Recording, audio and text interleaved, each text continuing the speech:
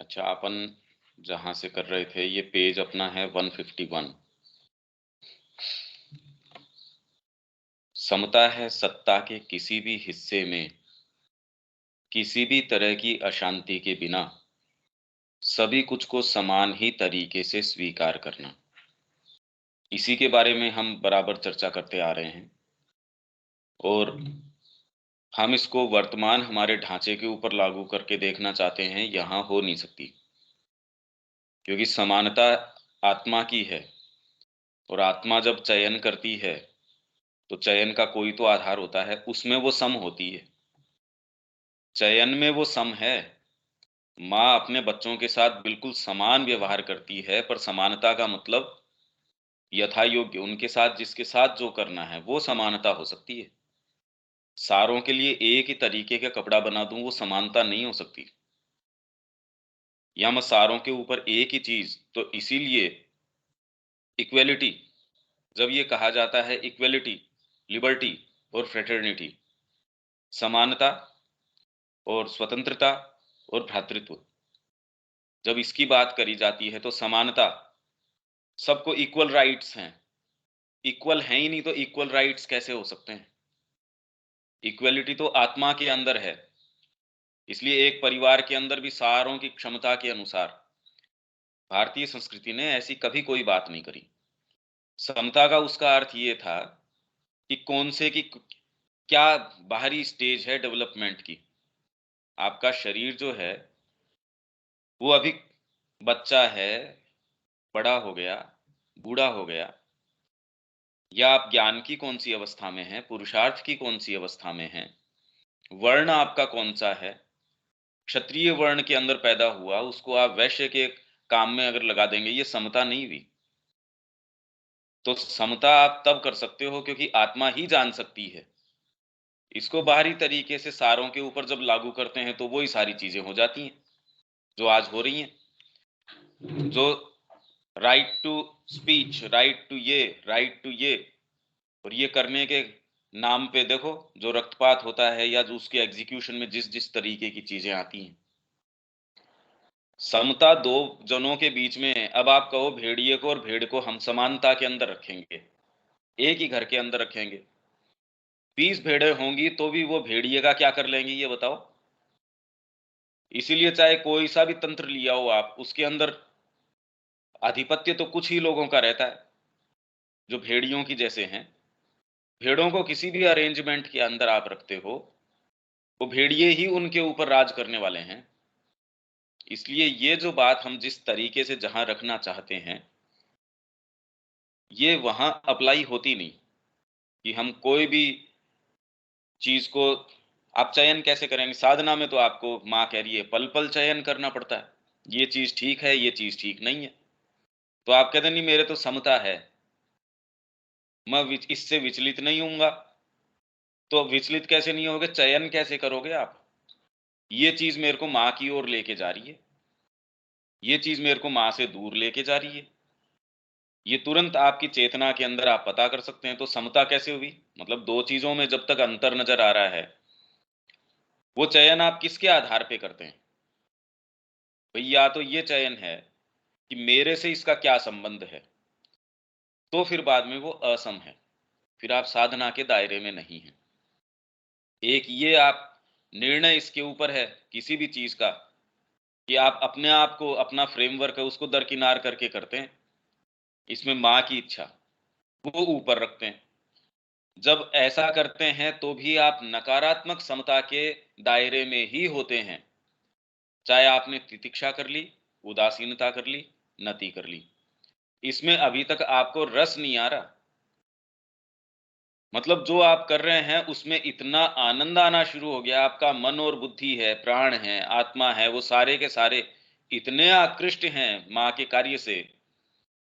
अब इसमें कोई समता वाली बात नहीं है कि भाई मैं तो ये यही वाला करूंगा, मैं इसमें चयन करूंगा, फिर चयन वाली बात नहीं है। आपको उसमें उतना ही आनंद आ रहा है जिस जैसा कि माँ को स्वयं अपने कार्य में आनंद आ रहा है। ये फर्क है नकारात्मक में और सकारात्मक के अंदर, जो हमारे ऊपर जिसके फ्रेमवर्क में हम ये सारी बातें कर रहे हैं। नकारात्मक मतलब ये है कि अभी भी आप ये कह रहे नहीं, मैं मेरी नहीं सुनूंगा, माँ की सुनूंगा, तो अभी एक दो चीजें हैं, मैं और एक दूसरी चीज। अभी कौन सा है हमारे अंदर जो इतना ट्रांसपेरेंट हो गया, जैसे कह रहे हैं श्री अरविंद की वो मुरली की जैसे हो गया, भगवान उठाते हैं जैसे फूंकते हैं वैसे उसके अंदर स्वर निकालती है, उसमें उसको आनंद है, जैसे परमात्मा रखता है उस तरीके से। ये वाली बात अभी नहीं आई।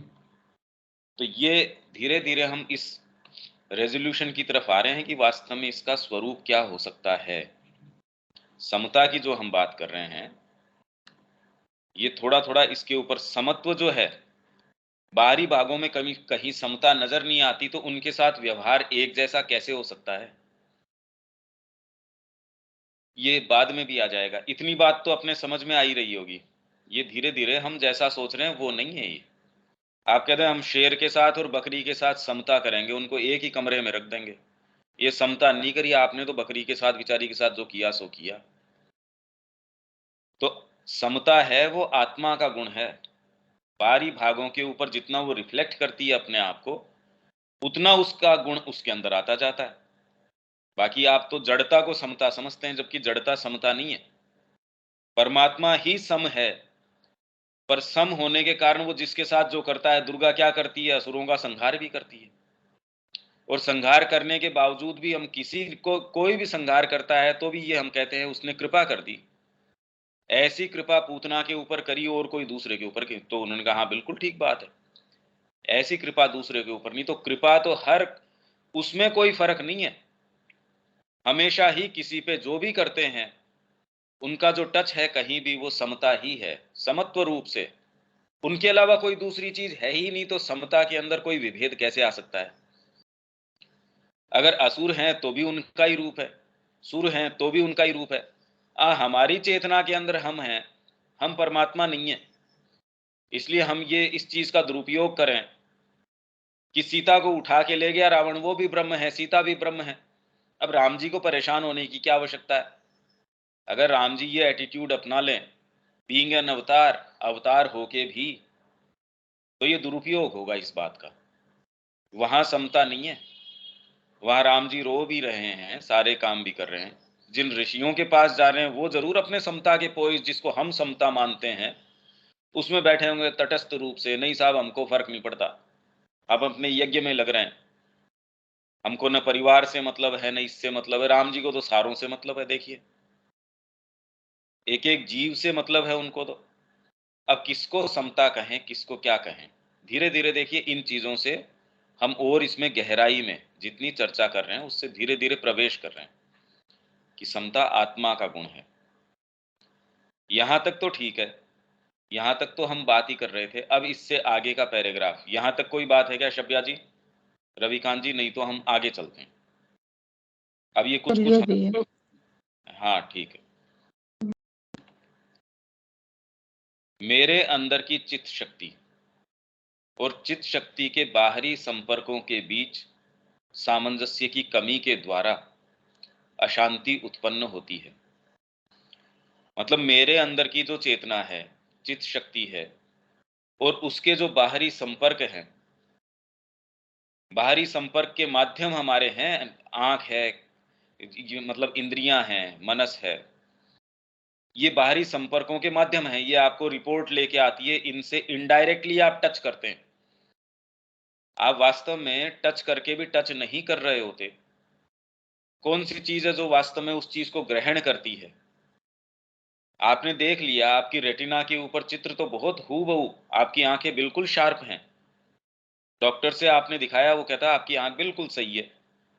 और चित्रकार है या कोई कलाकार है, उसकी नेत्र शक्ति है वो उतनी तेज नहीं है, तो भी किसी कलाकृति के अंदर से वो चीज देख पाएगा और उससे संपर्क साध पाएगा। हमारा नेत्र तेज होने के बावजूद भी हम उससे नहीं साध पाएंगे। तो हमारे अंदर की जो चित्त शक्ति है और चित्त शक्ति के बाहरी संपर्कों के बीच सामंजस्य की कमी, ये तो सबसे बड़ी कमी चल रही है इस समय। ये अशांति को पैदा करती है। इसके द्वारा ये कमी जो है इसके द्वारा अशांति उत्पन्न होती है। आप अपने जो इंस्ट्रूमेंट्स हैं, बाहरी चीजें हैं, उनके साथ सामंजस्य नहीं बिठा पाते, क्योंकि हम सामंजस्य सोच रहे हैं बाहरी माध्यमों से बिठा लें। मेरा उपकरण काम नहीं कर रहा, मेरी आंखें हैं वो सही काम नहीं कर रही। तो दो माताएं अपने उनके पुत्र हैं, वो दोनों बेटे लड़ाई कर रहे हैं, उनकी रिपोर्ट क्या आएंगी इंद्रियों के माध्यम से देख लो। अब उसके आधार पे अगर जगत का तालमेल बिठाया जाए, वो कैसे तालमेल होगा? अशांति तो उत्पन्न होगी ही। आपके पास कोई शब्द आ रहा है कान के अंदर, कान बिल्कुल ठीक काम कर रहा है। आपके विरोधी के बारे में कोई ऐसी खबर आई, आप बड़े खुश हो जाते हैं उससे। आपके अपने बारे में कोई ऐसी खबर जो आपसे संबंधित हो, अगर वो आपसे संबंधित है तो खबर हो सकता है आपको बड़ा प्रसन्न कर दे, या ऐसा है कि आपकी सारी शक्ति हर ले। आप कह रहे ये क्या हुआ? तो अशांति उत्पन्न कर दी। कौन सी चीज है ये? क्योंकि ये टचेज बाहरी तरीके से आ रहे हैं, तो अशांति उत्पन्न होती जा रही है। पीड़ा, वेदना, शोक, नापसंदगी आदि आधार के यह कहने के तरीके मात्र हैं। आधार, हमारा आधार मन प्राण शरीर, और हमारा साइकोलॉजिकल आधार है, हमारा भावनात्मक आधार, बेस, तंत्र की सामंजस्य की कमी के कारण उसे किसी संपर्क विशेष से आपत्ति है। आपको कोई पर्टिकुलर संपर्क है, मतलब ऑपोजिट जेंडर है, उसके अंदर आपको कितनी आप दिक्कत होती है। फ्लॉलेसली जैसे भगवान कृष्ण है, अपना स्वयं का जिस तरीके से दर्पण में देख के आलिंगन कर रहे हैं, उनको कोई ये नहीं है। सुखदेव जी जा रहे हैं, स्त्रियां नहा रही हैं, उनको कोई उसमें चित्त के अंदर उनके कोई व्यवधान नहीं आ रहा, कोई विकार नहीं आ रहा, वो तसल्ली से नहा रही हैं। वहीं व्यास जी, जिन्होंने सारे पुराणों की, इनकी हम कह रहे हैं रचना कर दी, वो वहां से गुजरते हैं तो तुरंत वो अपने कपड़ा लेके और जो अपने आप को ढकती हैं। वो कह रहे मेरा बेटा जो जवान था वो जा रहा था, उससे तो आप ऐसे क्यों?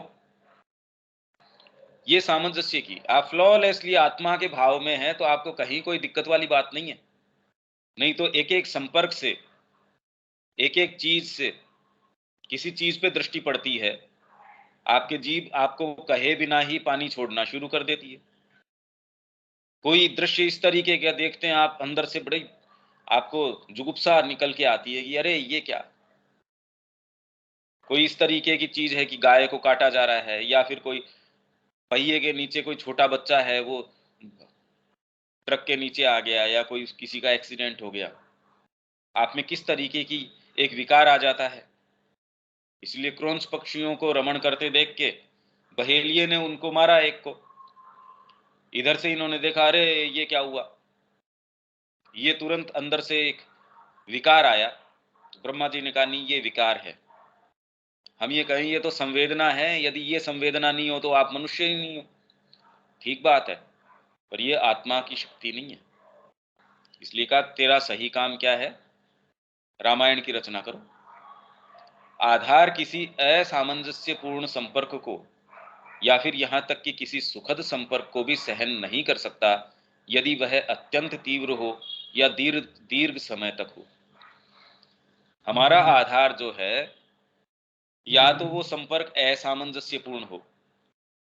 संगीत तो बज रहा है, पर अब संगीत मेरे को अभी सुखद लग रहा है, उसका वॉल्यूम इतना तेज कर दिया, अब आप कह रहे हो आज के बाद भैया तू मत लेके आना यहाँ पे।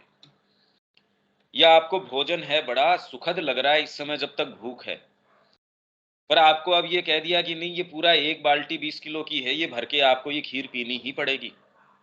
आपको बहुत पसंद है या जो भी, उसके अंदर आपको इतना है कि और भूख भी लग रही है आपको, पर एक सीमा है उसकी।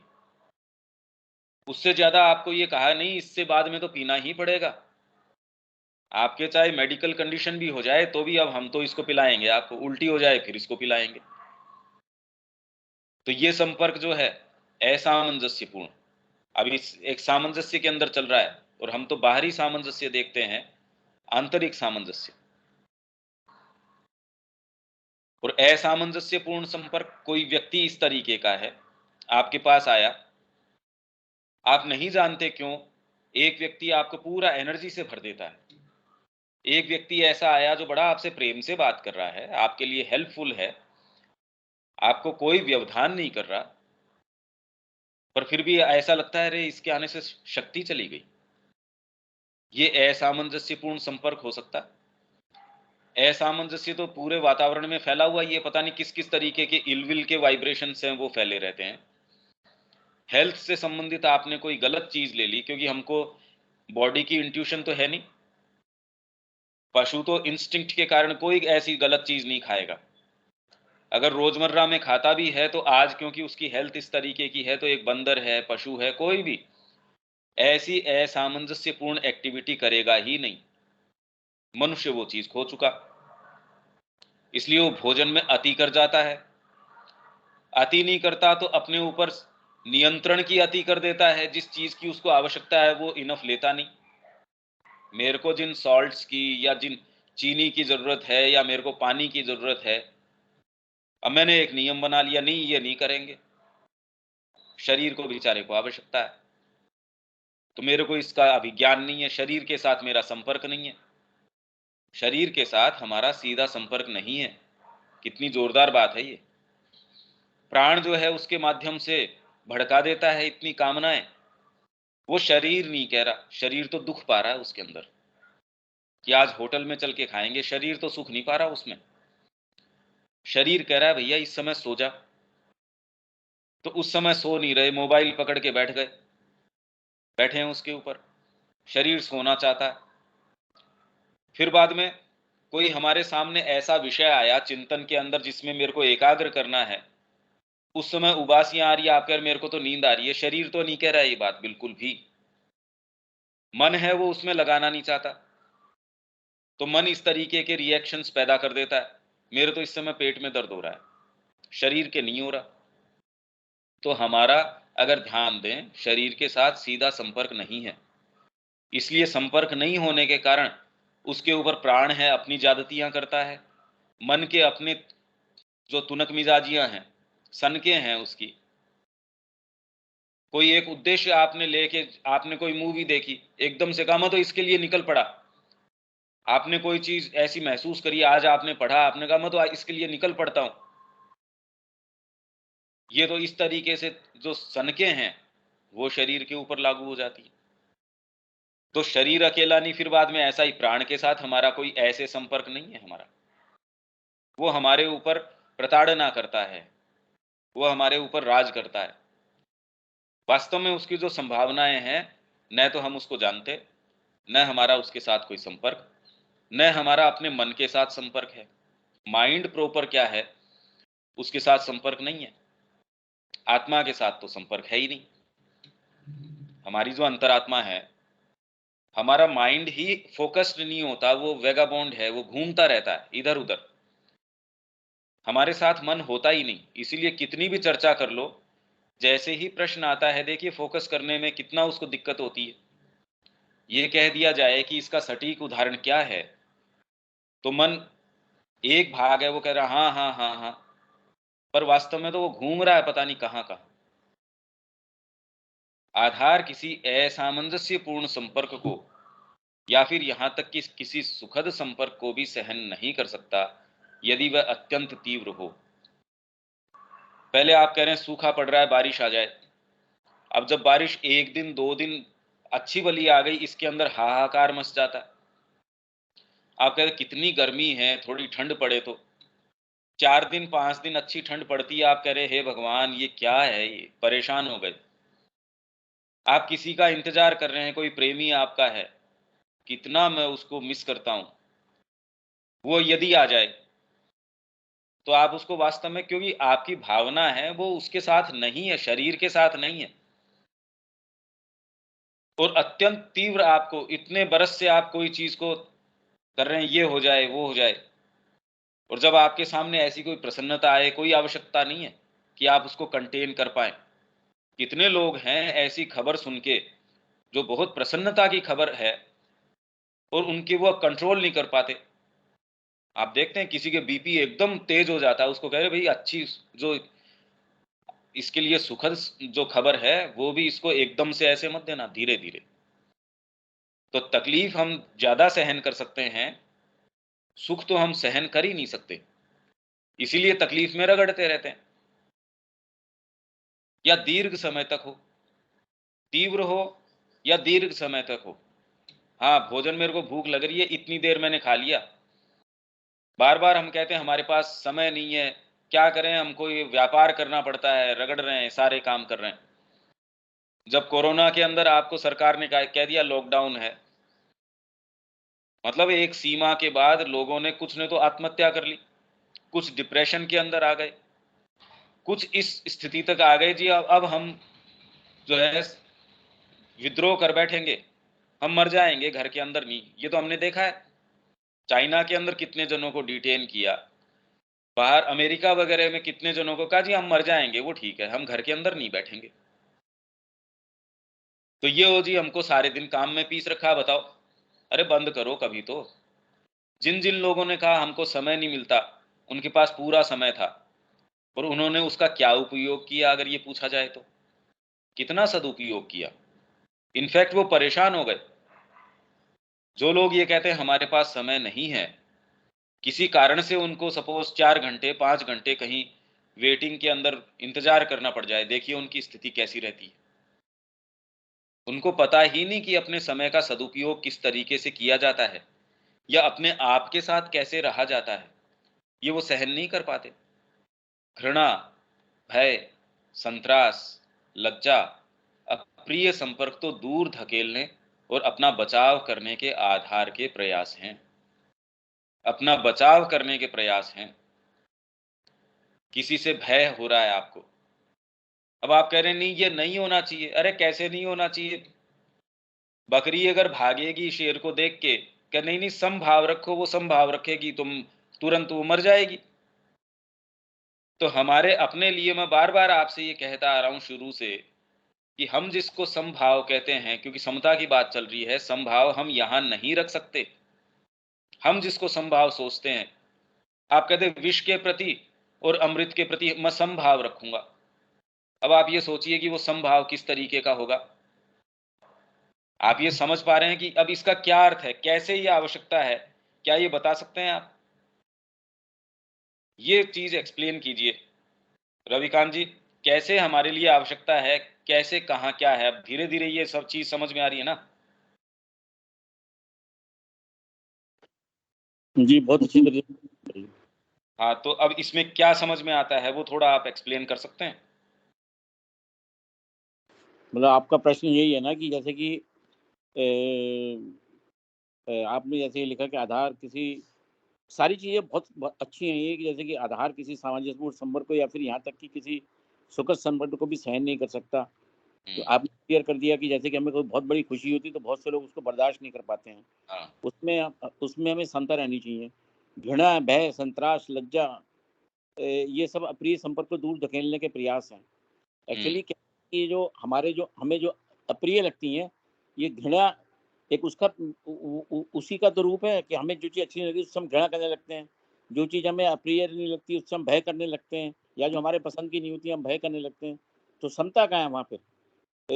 अगर समता होती तो भय में भी हमें ऐसा वो नहीं होना चाहिए था कि हम घबरा जाएँ उसको। समता रखनी चाहिए थी, मगर ये पॉसिबल नहीं है। ये ऐसा हो नहीं सकता कि भय में हो और हम डरे नहीं, बिल्कुल डरेंगे। नहीं, ये पर बहुत ऊँची। यहाँ बात दूसरी है। ये कि ये कह रहे हैं कि हमारे एग्जिस्टेंस के लिए, आधार के लिए, उसके बचे रहने के लिए ये आवश्यकताएं हैं। मतलब शुरू के अंदर, अरे भाई हम पशु की हेरिडिटी से ही तो आ रहे हैं। उसके अंदर सपोज भोजन आपको परोसा गया, उसमें आप चयन करते हैं, और अगर आप ध्यान देंगे तो ऑटोमेटिकली आपका जीभ का टेस्ट बता देगा मेरे को इस समय ये खाना है। आप एक चीज को रखते हैं, दूसरे से दूर करते हैं।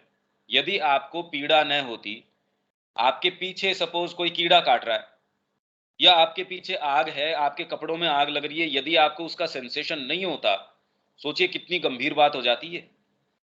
मेरे को अगर प्यास का सेंसेशन नहीं होता, मैं कभी पानी नहीं पीता।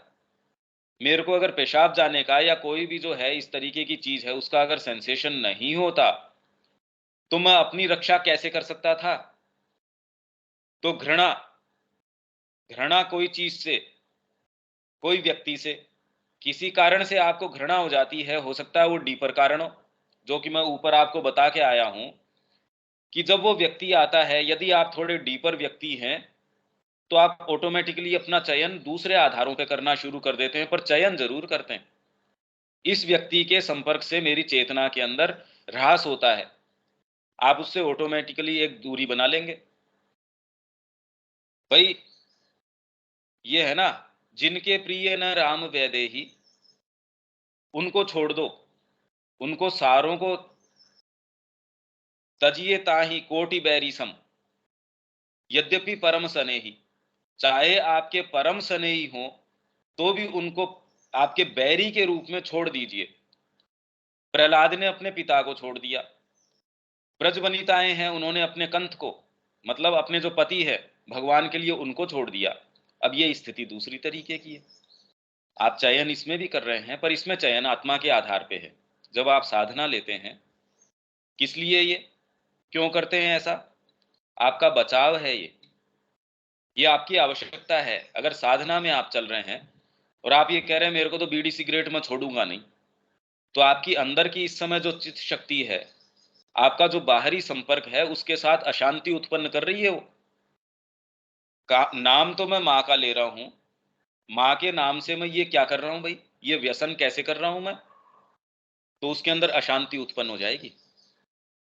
तो ये जो भाव हैं आपके जीवन को सुचारू करने के लिए आवश्यक हैं। अगर भय न होगा आपके अंदर, शुरू के अंदर व्यक्ति जब पैदा होता है, मनुष्य जाति जब आई, भय और कामना दो ही चीज तो आपको मूव कर रही है। आप ये सोचिए कि आपके चारों तरफ के जो ये व्यक्ति हैं या कर्मचारी हैं या जो भी हैं, उनको आप एंश्योर कर दो कि तेरे खाते के अंदर तेरे को भय करने की जरूरत नहीं है, तेरे को 50,000 रुपए घर बैठे मैं दे दूंगा। आपके जो भी कर्मचारी हैं, सपोज आप एंश्योर कर दो उनको, आप निश्चित जानते हैं कि आपने उसका इतना ज्यादा नुकसान कर दिया ऐसा करके, उसकी बजाय उसको जितनी जरूरी हो उतना ही, नहीं तो अगर उसको 100 रुपए भी फालतू आप देते हैं तो उसका क्या करता है, आपसे छिपी थोड़ी है ये बात। वो जाके शाम को उसका क्या करने वाला है? तो भगवान को क्या ये सारी चीजें पता नहीं है? वो सबको जो खुशी दे सकता था, सारों को सुविधाएं दे सकता था, वो सारे काम, लज्जा, एक सेंस ऑफ आपके एथिक्स है, ये नहीं कम करूंगा मैं, आंखों की शर्म है, मैंने आपसे प्रॉमिस किया। अगर ये लज्जा चली जाए, लज्जा यही नहीं कि मैंने कपड़े नहीं पहन रखे, ये तो एक चीज हो सकती है, पर लज्जा किस चीज की? अरे ये मनुष्य के लायक काम है, ये क्या कर रहे हो ये? नहीं नहीं, मैं तो बड़ा लज्जित हुआ इसके अंदर। ये सारे जो संपर्क हैं आपके, ये आधार के अपने बचाव करने के प्रयास हैं। आपका जो बीइंग है वो अपना बचाव कर रहा है इन सारी चीजों से। क्या मैं क्लियर कर पा रहा हूं? ये आवश्यकताएं हैं। आप ये कह दो कि इनमें समता रखनी चाहिए, समता हो नहीं सकती इनके अंदर, उसका स्वरूप चेंज जी, हो जाए। 100% क्लियर हो गया, बिल्कुल सही है। आप समझ रहे हैं ना? तो इसलिए हम जो ये समता से अर्थ लगाते हैं वो कभी भी सही लगा सकते ही नहीं, क्योंकि यदि हम नहीं जाने, मैं ये कह दूं भोजन जो है केवल तृष्णा के कारण करते हैं, और आज से मैं भोजन नहीं करूंगा, तो सोचिए किस तरीके का निर्णय है। ये तो आपके लिए फेटल निर्णय हो गया, आपके लिए तो आत्महत्या जैसा निर्णय हो गया ये। या कोई ये कहे जैसे कि जनरली लोग कहते हैं, आध्यात्मिकता के अंदर आ गए तो संसार कैसे चलेगा? अरे तो सारे थोड़ी आध्यात्मिकता के अंदर आ रहे हैं, सारे ही लोग सारा काम थोड़ी कर रहे हैं, और सारों के साथ जबरदस्ती थोड़ी करी जा रही है। ये एक बड़ी समस्या की बात है। वो कह रहे हैं तो हमारे, अरे भाई हम ये कहें कि उनके परिवार नहीं होगा, वो शादी नहीं करेंगे, तो हम तो आज यहां जिस भी स्थिति में, हमारे ऋषि किस स्थिति में थे, तो ऐसी के अंदर भी आज हम यहाँ चर्चा करने के लिए बैठे हैं, इसका मतलब उन्होंने परिवार तो अपना पालन किया ही है, नहीं तो हम आज यहाँ नहीं होते। तो ये कह देना कि सब लोग ही अगर साधना में चले जाएंगे तो ये धरती कैसे चलेगी, समाज कैसे चलेगा? आप अगर आज ये बात कर रहे हो तो इसका मतलब ये है कि हमारे ऋषियों ने चलाया है ना किसी तरीके से, तब तो हम आज तक यहाँ आए हैं। तो इसका मतलब हम समझ नहीं रहे। तो ये सारी चीजें हैं, ये आवश्यकताएं हैं आपकी। आप ये कह दे नहीं मैं भोजन नहीं करूंगा, तृष्णा से नहीं करूंगा, यहां तक तो समझ में आता है। पर जब तक आप इस कड़ी को नहीं समझ जाते कि आपकी तृष्णा यहाँ है, आवश्यकता शरीर की यहाँ है, आप अपने वाइटल को समझ जाएंगे, आपके शरीर को समझ जाएंगे, आपके मन को समझ जाएंगे। इसीलिए ये सारी चीजों को हम समझ रहे हैं। और इसलिए मैं कल किस निष्कर्ष के ऊपर आया था कि जब इनको आत्मा काम में लेना शुरू कर देगी, आपका भोजन आप इसलिए कर रहे हो क्योंकि शरीर मां के लिए रखना है भाई, तो आप उसके लिए जो न्यूट्रिएंट जरूरी हैं, पहले तो आप इतना अच्छा भोजन करते नहीं थे, अब आप सारा तरीके से करते हैं। पहले आप उसको समय पे भोजन नहीं दे रहे थे, आप अपने शरीर के साथ दुर्व्यवहार कर रहे थे। कभी आप होटल में जा रहे थे, कभी कुछ कर रहे थे दूसरे व्यक्ति के हिसाब से, तो अब आप बड़ी एक बेचारेपन की स्थिति के अंदर आ गए। अरे देखो, और ये चीजें क्या रस रह गया आप जीवन के अंदर इसके। उबला हुआ खाना खाता है, सुबह सुबह स्प्राउटेड खाता है, ये चीजें लेता है, आपका शरीर सुख में आ जाएगा। अब देखो दृष्टिकोण कितना चेंज हो जाता है। बाहरी दुनिया ये देखेगी बेचारा पहले कितना सुख से हमारे साथ पार्टी भी करता था, अब देखो पहले हेल्दी दिखता था, अब तो इसकी सारी चर्बी उतरी आई। क्योंकि उनके हिसाब से हेल्दीपन का मतलब ये है कि आप थुल हो, आपका जितना भी एक्स्ट्रा फैट्स हैं, आप में एनर्जी पूरी हो जाएगी। दूसरा ये कहेगा पहले तो कितना आराम से सोता रहता था, अब बताओ रात को ही पूरी नींद नहीं आती। आपकी एनर्जी इतनी बनी रहती है, आपको उतने आवर्स ऑफ स्लीप की जरूरत ही नहीं है अब। तो इसका आधार आंतरिक है। आप किसी से व्यवहार करेंगे आत्मा के आधार पे करेंगे, कितना चेंज हो जाएगा वो। आपका मन है इसलिए चीजों के अंदर जाएगा, उसको समझने की कोशिश करेगा। आप मां के लिए जानना चाहते हैं चीजों को, तो जैसे ही ये शिफ्ट आता है, कल मैंने यही बात बताई थी, आज फिर मैं यही कह रहा हूं कि ये वास्तव में अपने आधार पे नहीं हो सकता, एकमात्र आत्मा के आधार पे हो सकता है। तो जब आप मां के निहित जिएंगे, आपका शरीर अच्छा चलेगा, पर उनके हिसाब से चलेगा। आप इसलिए शरीर अच्छा चला रहे हैं कि मतलब मां के पास जा रहे हैं, मेरा शरीर अच्छा चलेगा। हाँ ठीक है, चल सकता है, पर उनके पास जाने का कोई ये हेतु नहीं हो सकता। आप इसलिए जा रहे हैं क्योंकि आपको किसी चीज की आवश्यकता नहीं है। हो सकता है आप बहुत अच्छे से शरीर चला रहे थे, 5 साल 4 साल आपका चल पा रहा था, माँ के पास गए तो हो सकता है 2 दिन में बीत गए आप। पर जो चीज आपने प्राप्त कर ली वो चिन्मय है। और कुछ लोग ऐसे हैं, माँ के पास गए, कनाडा से वो एक लेडी आई, कैंसर था उसको, ये कह दिया अभी इतने दिन की है घड़ी तेरी, ये इतने दिन बाद बंद होने वाली है।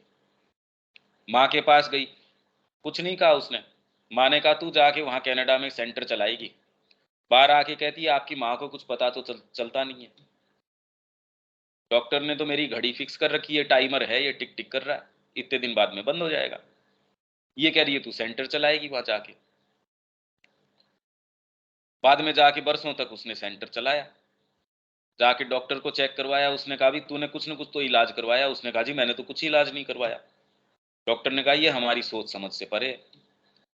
पर इससे प्रभावित होकर हम माँ के पास चले जाएं, मेरे भी कैंसर है, माँ मेरा ठीक कर दो, जैसे कि उमड़ती है भीड़ हम देखते हैं, ऐसा कुछ नहीं है।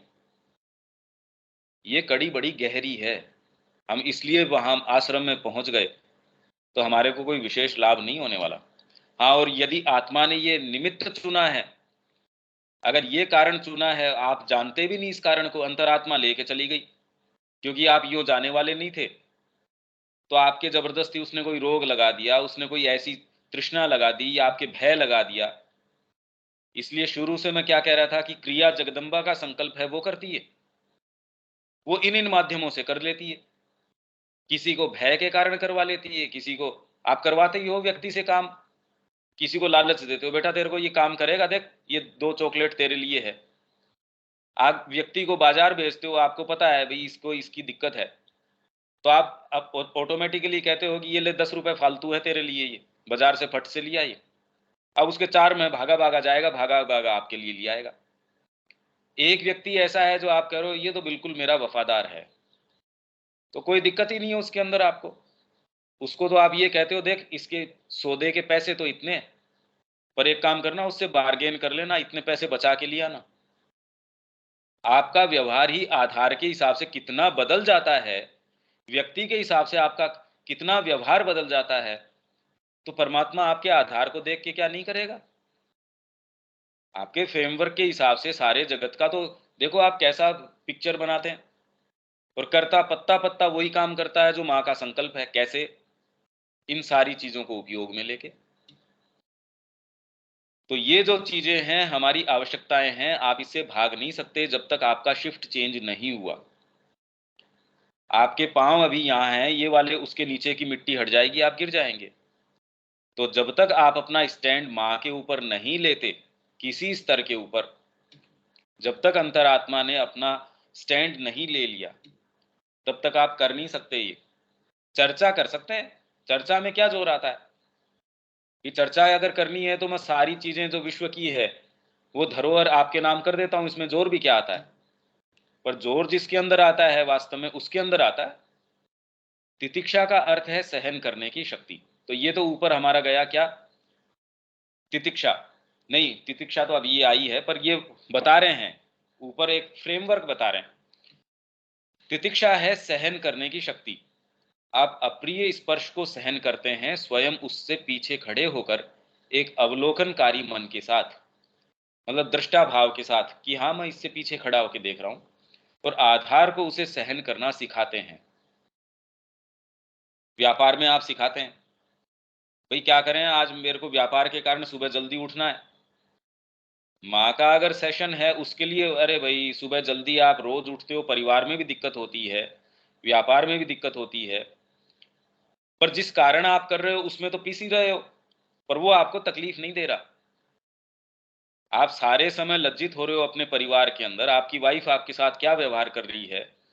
व्यापार के ऊपर आप जाते हो, हर ग्राहक जो है आपको ये कहता जी आप तो चोरी कर रहे हो, लूट रहे हो आप हमको। फिर भी आप बड़ा प्रेम से उसको कहा हाँ हाँ, आप क्यों ये मान लेते हो कि भी जितने भी आएंगे ये बात तो। और आप सारे ग्राहकों को इस दृष्टि से देखते हैं, इससे मैं क्या ले लूं, ग्राहक ये देखता है मैं उससे क्या ले लूं। वहां सब चलता रहता है। जैसे ही माँ का कोई स्पर्श आता है या उसमें कोई ऐसे डिमांड आती है आपसे, अरे भाई सुबह तो नहीं उठा जाता, ये रोज तो नहीं होता, अब क्या करें। मन इतने इतने बहाने फेंकना शुरू कर देता है। आप ये देखिए कितने बहाने आते हैं, जबकि रोज हम लज्जित हो रहे हैं अपने काम में। ये चीज तो हम रोज देख ही रहे हैं। क्यों गौरव, ये बात अपन देख पा रहे हैं ना, या नहीं देख पा रहे? कैसी कैसी चीजें हमारा फ्रेमवर्क, अरे साधना में आने के बाद वो ऐसी ऐसी चीजें बाहर फेंकता है कि हम कैसे करें। अरे कैसे क्या करें? आपका जीवन आपको रोज लज्जित कर रहा है, क्या करें। सुबह इस समय तो ये दिक्कत हो जाती है, सुबह इस समय ये वाली बात है, तो फिर ये सेशन शाम को कर लेते हैं। नहीं नहीं, शाम को तो ये वाली दिक्कत है, तो किस समय करें? ओहो, मेरा तो इस समय ये समय होता है, सुबह तो मेरा एक्सरसाइज का समय होता है, रात को कर लेते, थक जाते हैं रात को।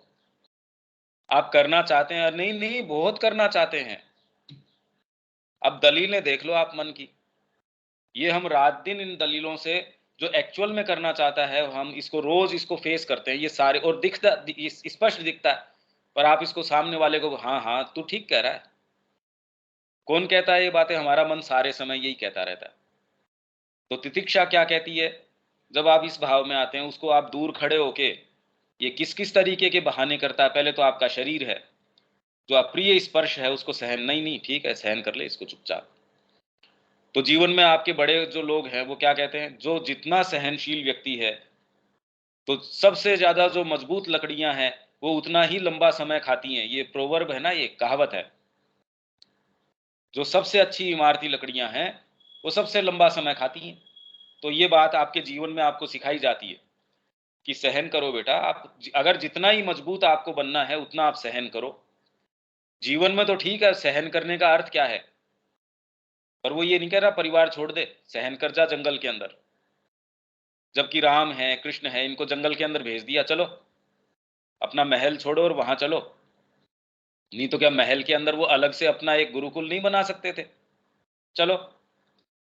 राजा है, अगर वो ये जानता ही नहीं कि प्रजा को क्या तकलीफ है, कैसे निर्णय कर लेगा? अभी तो बच्चों को हम इतना सा तकलीफ पाने नहीं देते। नहीं नहीं, इसके पसीना कैसे आ गया, स्कूल अच्छी नहीं है ये, आपकी बसें एसी होनी चाहिए, स्कूल एसी होनी चाहिए।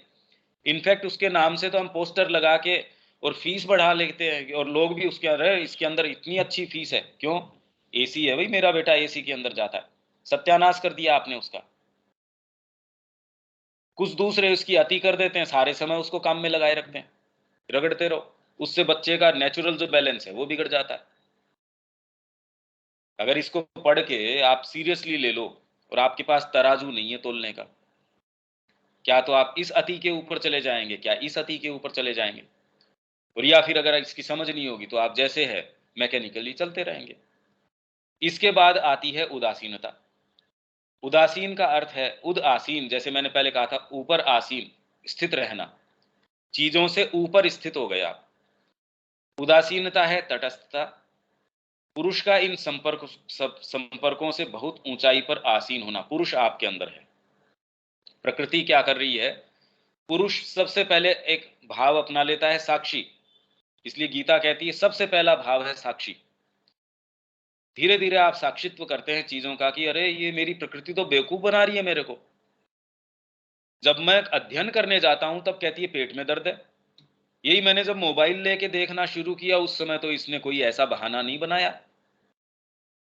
तो पुरुष देखता है कि अरे जब जैसे ही वो इससे दूर हटता है और जैसे जैसे वो इससे ऊपर उठता है, वैसे वैसे फिर बाद में तटस्थता आती जाती है आपके अंदर। आप पूरे संसार को ये देखते हैं यार सबके तकलीफ हो रही है, सारों के शरीर है, तो मेरे को इतना विचलित होने की आवश्यकता नहीं है। करने का काम ये है कि शरीर को उसका नेसेसरी पोषण दे दिया, नेसेसरी स्लीप दे दी, भोजन कर लिया, पर इतना इसके अंदर कोई ज्यादा कोई मैं संलग्न हूं।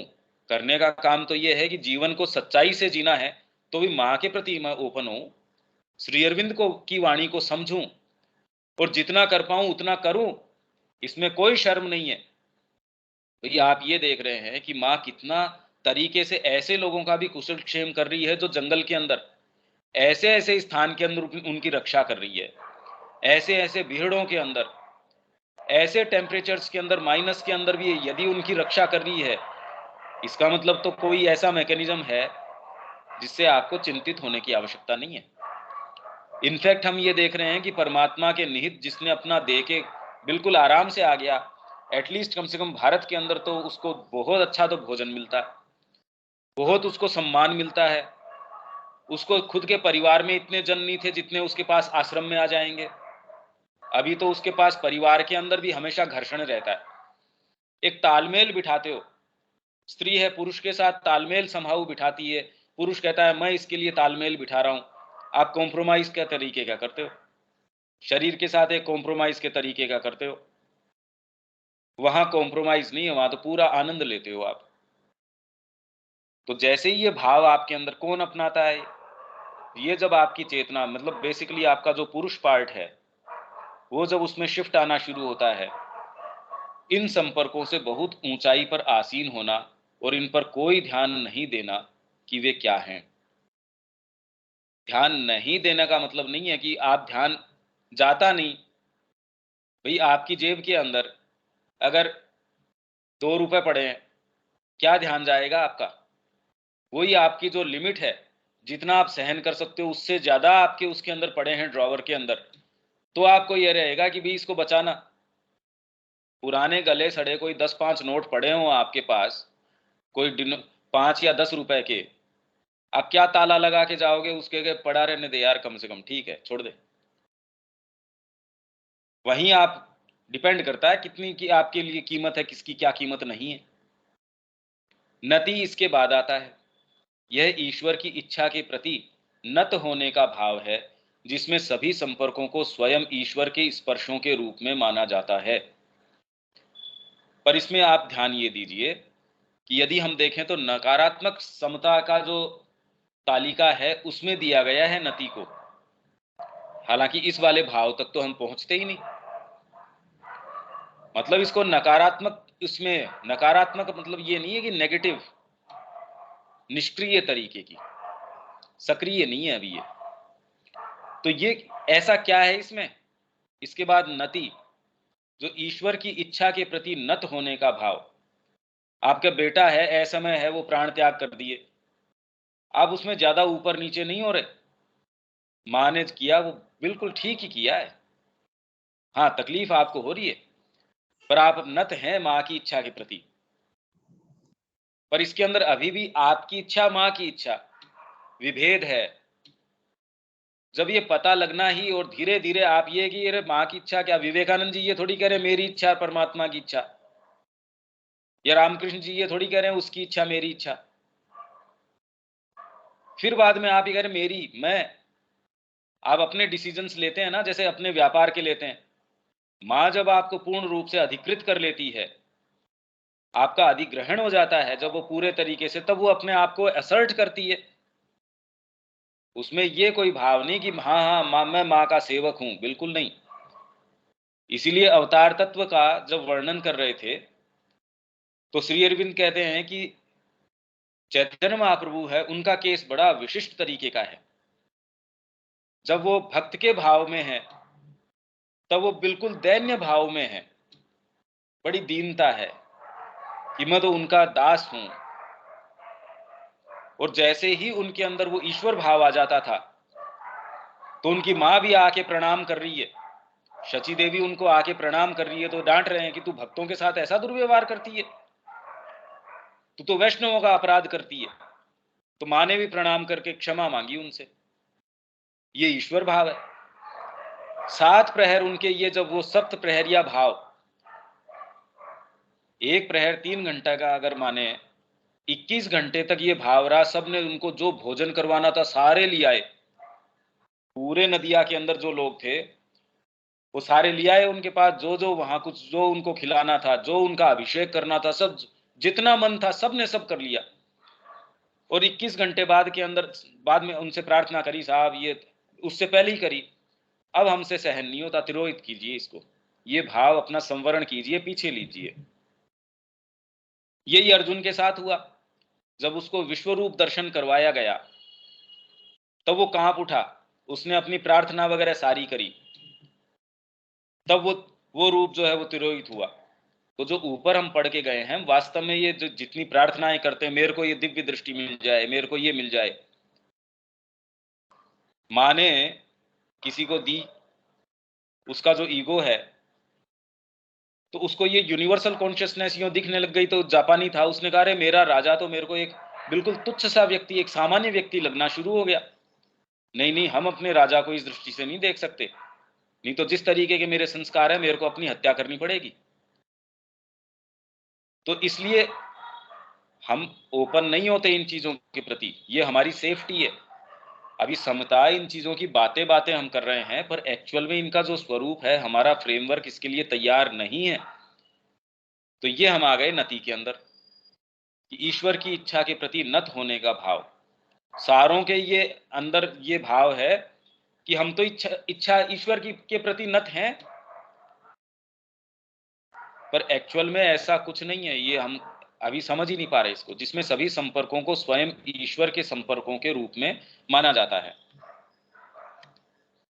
समरस में अब ये क्या आ गया, क्योंकि ये 3 पहले के थे, नति तक आ गए, अब ये सक्रिय वाले के अंदर आ गए। समरस में सभी वस्तुओं, घटनाओं, अनुभवों, वस्तुओं आदि से हमें अपने मन और बुद्धि के माध्यम से समान रस ग्रहण करना होता है। अभी रस कहां, अभी हम रस ग्रहण करने की स्थिति में नहीं है, क्योंकि अभी तो साक्षित्व भाव ही नहीं है पुरुष का। ईश्वरत्व भाव में धीरे धीरे उस ओर बढ़े, तब रस रस ग्रहण करे। जब मैं ये कहूं भोक्ता भाव है मेरा, साक्षी, अनुमंता, फिर बाद में भोक्ता, भरता, ज्ञाता, कि मैं भोग कर रहा हूं, तो कोई भी जो टचेज है, कोई भी चीजें हैं, उसके अंदर से मैं रस ग्रहण कर रहा हूं, क्योंकि प्रकृति जो है मेरी इच्छा के निहित कर रही है सारी चीजें। माँ को रिस्ट वॉच उनकी बंद हो गई, जैसी उनके अंदर लिप्सा आई, कामना रहित ये आवश्यकता की भी मेरे को इस चीज की आवश्यकता है, उनको गिफ्ट होनी शुरू हो गई। दर्जनों घड़ियां आ गई, माँ ने कहा भी इतने की आवश्यकता नहीं है। अब दूसरा ये सोचे जो कामना के आधार के ऊपर काम कर रहा है कि सुबह से लेके रात तक मैं पिस रहा हूं, और जो चीज की आवश्यकता है वो मैं कमा के भी लेके आता हूं, तो भी देखिए आप कितना मुश्किल है। अपना पेट पालना या अपने जीवन को भी सुचारू चला पाना कितना मुश्किल है। वहां ये कह रहे हैं बताओ, काम करने ये जाते नहीं, आश्रम के अंदर ये किसी तरीके का डोनेशन लेते नहीं, इतने सारे इनके पास विद्यार्थी, उनसे किसी तरीके की फीस नहीं लेते, इनके पास जो स्पोर्ट्स ग्राउंड है वो इंटरनेशनल लेवल का है, इनके पास जो आश्रम प्रेस है वो इंडिया की टॉप मोस्ट प्रेसेस के अंदर है, पहले तो उसको इनाम मिलता था, इनके पास जो भी हैं वो इंटरनेशनल स्टैंडर्ड के बेस्ट से बेस्ट हैं। अब ऐसे के अंदर जब माँ ये कहे कि मेरे पास इनफ मनी नहीं है, दूसरे कहें भी ऐसी क्या बात है, इनफ मनी तो किसी के पास भी नहीं है। आज अंबानी कह दे कि मेरे पास इनफ है, उसके पास भी नहीं है, रात दिन वो भी लग रहा है, वैसे ही माँ कह रही है नहीं, ऐसी नहीं है भाई, ये बात ऐसे नहीं है। वो शिफ्ट कामना के अंदर आपका आधार कामना में है, या आपका शिफ्ट हुआ है या नहीं हुआ। इसलिए परमात्मा के लिए सारी चीजें ऑटोमेटिकली, मूर्ति भी है, आप कह रहे मूर्ति है, पाने वाला श्रीनाथ जी, देने वाला श्रीनाथ जी, ट्रेन की ट्रेन भर के जा रही है, मूवी बन जाती है, दूध उनके ऊपर शिव जी के ऊपर चढ़ा के आ रहे हो, बताओ गरीब को दे देते तो अच्छा रहता। तो लोगों ने अपनी पूरी की पूरी संपत्ति चैरिटी में कर दी और उससे उनका कल्याण नहीं हुआ। सरकार ने योजनाएं चला दी मनरेगा जैसी, उसके अंदर कल्याण की बजाय नुकसान और हो गया। कल्याण तो हुआ शायद कुछ का, जब आपने ये इंश्योर कर दिया, रिजर्वेशन कर दिया कि इतना पार्ट तो इनका होगा ही। अब देखो, जब आप रिजर्वेशन कोटे से आप जब जाते हैं, आप उससे इलाज करवाएंगे? आप हवाई जहाज ऐसे से चलवा रहे हैं जिसके अंदर आप क्षमता नहीं देख रहे, उसकी काबिलियत नहीं देख रहे। हाँ, इसने मार्क्स यहाँ प्राप्त किए थे, वो हवाई जहाजें गिरनी शुरू हो जाएंगी। तो सरकार भी नहीं करती इस तरीके का कि इसमें कोटा फिक्स कर देते हैं कि इतने कोटे से तो ये आएंगे, इतने से ना ना, ये नहीं। कौन बैठेगा उसके अंदर कि कितने भी कोटे से हो, जिस कोटे से वो आ रहा है वो लोग ही नहीं बैठेंगे उसके अंदर। ये हवाई जहाज ये वाला चला रहा है जिसके किसी भी तरीके से, आज जैसे हम डिग्री प्राप्त करते हैं वैसी डिग्री इसने प्राप्त करी हुई है, एक जना नहीं बैठेगा उसके अंदर। अब यहां तक की बातें क्या आप समराइज कर सकते हैं, क्योंकि धीरे धीरे इसमें चलते हैं और ये बात समझ में आ रही है। शब्या जी, विनीता, अभी तक की बात समझ में आ रही है क्या कि क्यों नती को भी जो है उसके अंदर निष्क्रिय वाली में डाला गया है? हाँ जी शब्या जी। तो समझ में आ रहा है भैया, लेकिन हमेशा तो खंडन होते चला गया भाव का। नहीं, जब इसमें तक क्या करना है ये उसकी भाव चर्चा नहीं हो रही शब्या जी। इसके अंदर हमको एक्चुअली क्या करना चाहिए वो बात नहीं आ रही है, वो तो मैं साथ साथ कुछ जोड़ता आ रहा हूँ। ये तो हमको समझने की कि एक रियल स्थिति ये है, ये सब समझ में आ रहा है, वो हम समझ समझ रहे में हैं। आ रहा जीवन में क्या करना चाहिए वो चर्चा तो फिर बाद में समय समय पे आती रहती है, और इसके माध्यम से भी है। आ रही है कि हमको करना क्या चाहिए। इसके कि हमारे माध्यम से बीइंग भी को आ हम समझ रहा है। रहे हैं, हमारे बीइंग के फ्रेमवर्क को हम समझ रहे हैं, तो करना क्या चाहिए वो आप सबको, कि सब मैच्योर हैं कि करना क्या चाहिए। इसमें रविकांत जी कोई बात?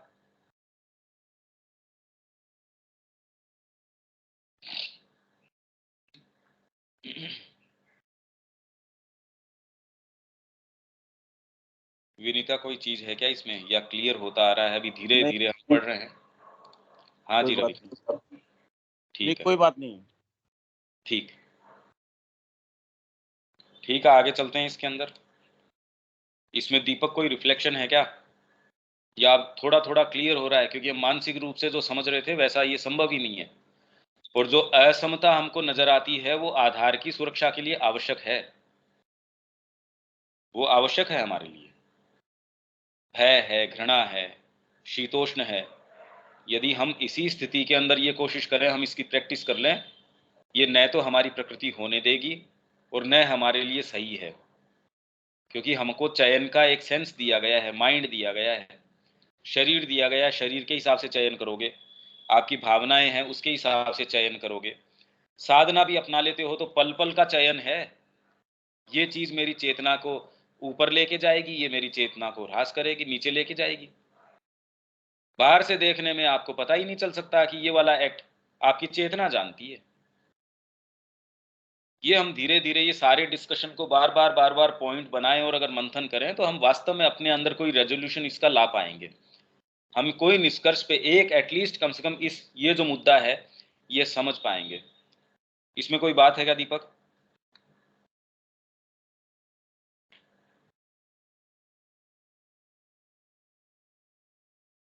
ओवरऑल मोटा मोटी जब बात करते हैं तो सारी चीजें ठीक है, समझ में आती है। कोई बात है पॉइंटेडली फोकस करके और उसको दोबारा अपने शब्दों में समरी करने के लिए बोले तो सब कुछ गायब हो जाता है।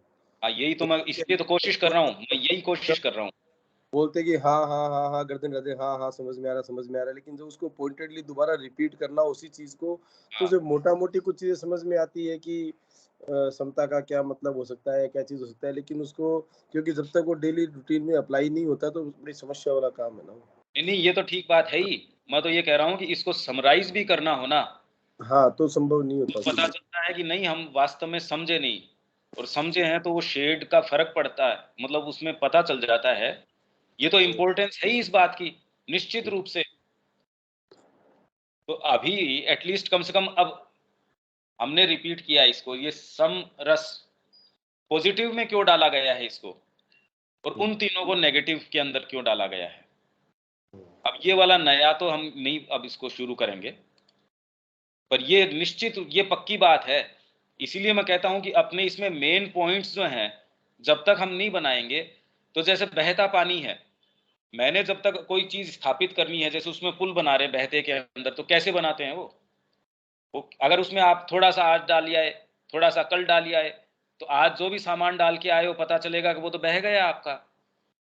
रनिंग वाटर है, उसके अंदर कोई चीज आपको वहां कोई एक पिलर भी बनाना है तो आपको उस पानी से ज्यादा तेजी से, नहीं तो आप लिफ्ट ऑफ कर रहे हो, जैसे आपने कोई प्रक्षिप्त किया कोई सैटेलाइट, आप गुरुत्वाकर्षण की शक्ति से ज्यादा कि इतनी स्पीड पे इस एंगल पे आपको छोड़ना होता है, अदरवाइज आपको इस सीमा से बाहर नहीं जा सकते, आपको फिर खींच लेगा ये।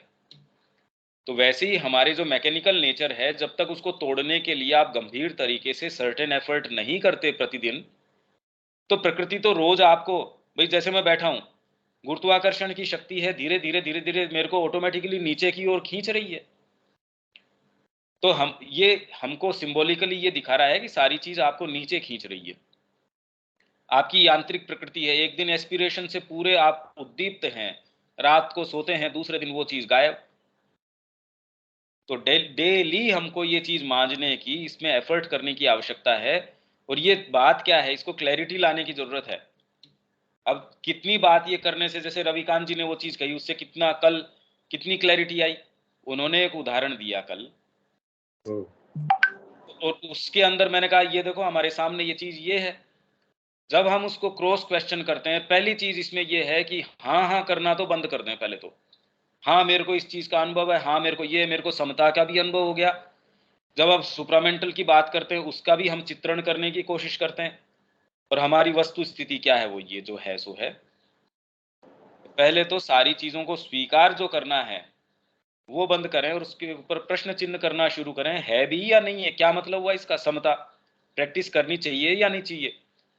इसीलिए मैं बार बार बार बार इसका डिस्कशन इतना लंबा हमारा इसीलिए गया। पर अभी भी मैं पाता हूं कि जब पॉइंटेड प्रश्न करते हैं तो उसको फ्रेम करना बड़ा मुश्किल होता है। हाँ निश्चित हो सकता है आप समझ रहे हो, एक स्तर के ऊपर आप समझ रहे हो, पर जब फ्रेम करते हैं तो वो बात दूसरी हो जाती है। आपको बड़ा फोकस करना पड़ता है आपकी सारी बात को, और सार्थक तरीके से रखने में ये होना चाहिए, ये एक्सप्रेशन आना ही चाहिए। यदि आप इसको करना चाहें तो हमारा ग्रुप ये काम कर सकता है। आप अपनी एक समरी बना के जी ये पॉइंट्स हैं जो कल डिस्कस हुए, और पॉइंटेड तरीके से उसको रखो। ठीक है धीरे चलेंगे भी, क्या बात है, पर इससे जो चीज एस्टेब्लिश होगी, जो हम हो सकता है 5 साल ये सत्र करके नहीं कर पाए, वो इस 1 महीने में ही एस्टेब्लिश हो जाएगी। हमारी जो चिंतन धारा है, सोच समझ है, हमारी बात को प्रत्यक्ष करने की शक्ति है, मेरे को अंदर से समझ में आ रही होगी, पर मैं उसको सामने वाले को भी तो समझा सकूं। इसलिए क्योंकि मेरी वाणी मेरे को दी गई है, तो क्या जबरदस्ती सारे दिन अनर्गल प्रलाप करने के लिए दी गई है क्या। कितने शब्द हम सारे दिन बोलते हैं, पर हमारी एस्पिरेशन को एक्सप्रेस करने वाले शब्द कितने बोलते हैं सारे दिन में। तो वाणी दी गई है, ये प्लेटफॉर्म ऐसा हो जिसके अंदर वो सार्थक तरीके से बोलना तो आए हमको। और आप पाएंगे कि खाली ये बोलना नहीं है, लिखना खाली लिखना नहीं है, ये आपको कहीं और लेके चलेगा। ये अगर आप चाहेंगे तो हम ये प्रयास यहाँ खुल के कर सकते हैं, इसमें क्या दिक्कत है। ये एक बड़ा अच्छा इंटरेक्शन हो सकता है। तो ये ये बात बात निश्चित है।